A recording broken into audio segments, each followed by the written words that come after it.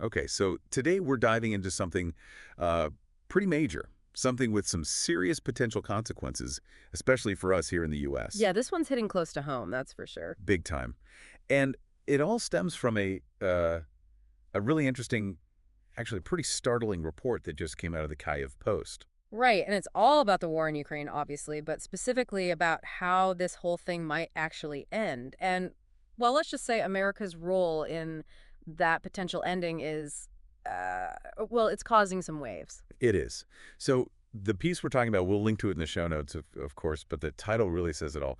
New intel shows Russian officials believe Trump has already agreed to Kremlin's peace plan to end war in Ukraine. Get you right. Published just a few days ago on March 10th, 2025. And, we should say right off the bat, we're not here to say whether this report is, the absolute truth. It's one source, although it is a pretty well-respected one. But what we really want to do today is unpack it. Exactly. Like, what does this article actually say? What's in this supposed peace plan?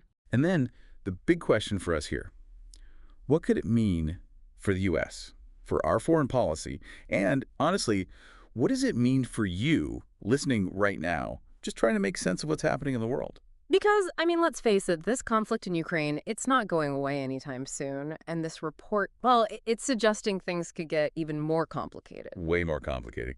Okay, so the central claim, the big headline, is that Russian officials are apparently convinced that former President Trump has already given his okay to this so-called peace plan, this plan that was, well, let's be direct, cooked up in the Kremlin. Right, straight out of Moscow. And the article goes on to say that Moscow's feeling pretty good about the whole thing, like confident that the U.S. is ready to play ball and give them most of what they want to end this war. And the article gives a few reasons for why Moscow might be feeling so optimistic, we'll call it.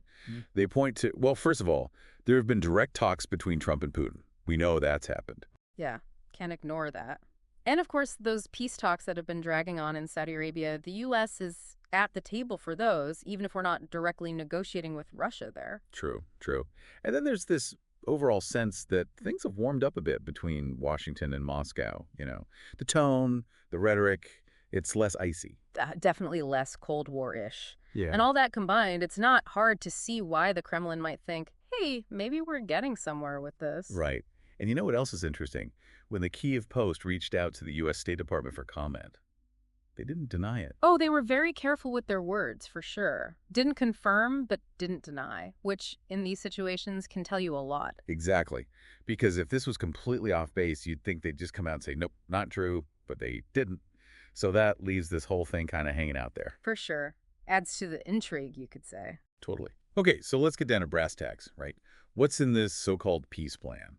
Well, the article lays out four main points, four things that Russia's saying are non-negotiable. Take it or leave it.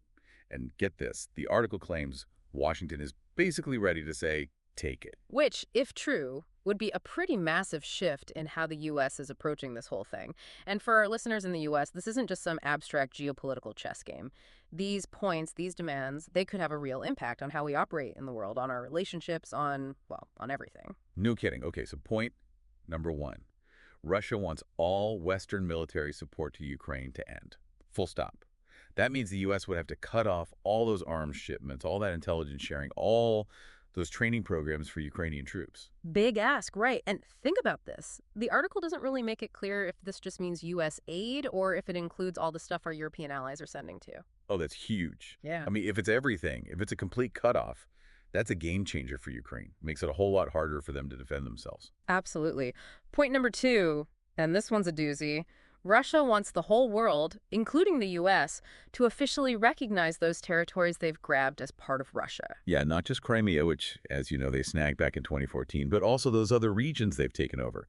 Kherson, Zaporizhia, and those so-called republics they've set up in Donetsk and Luhansk. Remember, Russia went ahead and formally wrote those regions into their constitution back in September of 2022. Most of the world, including us here in the U.S., we said, nope, not recognizing that. But this peace plan would mean going back on all that.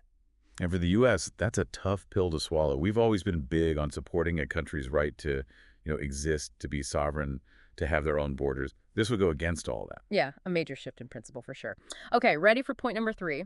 This one gets into Russia's kind of long game goals here. They want Russian culture, the Russian language, and the Russian Orthodox Church to be, like, dominant again in Ukraine. So basically, undoing all the stuff Ukraine's been doing since 2014 to get out from under Russia's thumb, culturally speaking. Right. Promoting their own language, their own culture, that kind of thing. Right. Like, imagine if after the American Revolution, Britain came back and said, okay, you can be independent, but everybody has to speak English again, read British newspapers, and the Church of England's back in charge. Yeah, not going to fly. So this is about more than just land. It's about Russia trying to, like, reassert its influence, its identity onto Ukraine. And for the U.S., that goes against our whole idea of, self-determination, Right. countries choosing their own path. 100%. Okay, point number 4 takes us back to the early days of the war. Remember those peace talks they tried to have in Istanbul back in March of 2022? Well, Russia wants to go back to those, back to the terms that were on the table then. Right, back when things were still, well, I guess, less clear, maybe. Mhm. They talked about Ukraine maybe becoming neutral, not joining NATO or anything, and maybe accepting some limits on their own military, all in exchange for Russia pulling back its troops. Right. But here's the thing, and the article points this out. A lot of experts now think those terms would be a really bad deal for Ukraine, especially after all the fighting that's happened since then. I mean, the situation's totally different now. So if the U.S. pushes Ukraine to go back to those old terms, Yeah. well, it would look like we're throwing them under the bus a bit, Mhm. after they fought so hard to defend themselves. Not a good look. Definitely not. And there's more. This article claims that Russia's been ramping up their efforts to make Zelensky look bad, to discredit him, to make him seem like the guy standing in the way of peace. Oh, yeah, this whole disinformation campaign. And get this, they're apparently targeting us with this stuff, Yeah. trying to sway public opinion here in the U.S. against Zelensky. Exactly. Planting these ideas that Zelensky's not a legitimate leader, that he's clinging to power, that he's the reason this war is still going on. And they're doing it through media outlets that are, well, let's just say they're friendly to the Kremlin. Right. And this is where it gets really interesting, maybe even a little disturbing for us here in the U.S. The article points out that some of the stuff being pushed by these Russian outlets kind of lines up with some of the things Trump himself has been saying about Zelensky. Just saying. Yeah, an echo chamber? Maybe. Worth paying attention to, that's for sure. And the article even quotes this expert on Russian disinformation based in Kyiv. And they're saying they've seen a definite uptick in these efforts to influence us here in America. It's like they're trying to shape our thinking on this to make us more sympathetic to their side. Absolutely. And the end goal of all this, according to the article, is to force Zelensky's hand, to pressure him into lifting that ban on talking directly with Russia, and to call for new elections in Ukraine. So basically, trying to create a situation where a more pro-Russia government takes over in Kyiv. I mean, wow, that's pretty brazen, trying to meddle in another country's elections like that. Not subtle, is it? And then, to make things even more interesting, the article says that Moscow has been reaching out to some Ukrainian politicians who are, not in Ukraine right now, maybe laying the groundwork for some pro-Russia candidates to run in those elections if they happen. So it's not just about getting rid of Zelensky. It's about setting the stage for I don't know, a regime change, I guess you could call it. Yeah, trying to install a government that'll dance to Moscow's tune.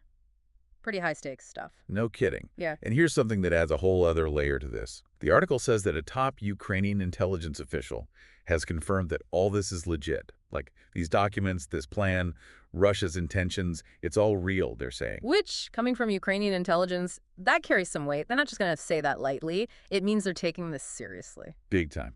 And then another high-ranking official in the Ukrainian government, they're quoted as saying that they've got a ton of intel that points to Russia trying to exploit any daylight, any cracks between what Ukraine wants and what the U.S. wants in these peace talks. Classic divide and conquer tactic. Nothing new there, but it's something we always got to be aware of, especially when it comes to, powerful countries trying to get us to do what they want. Right.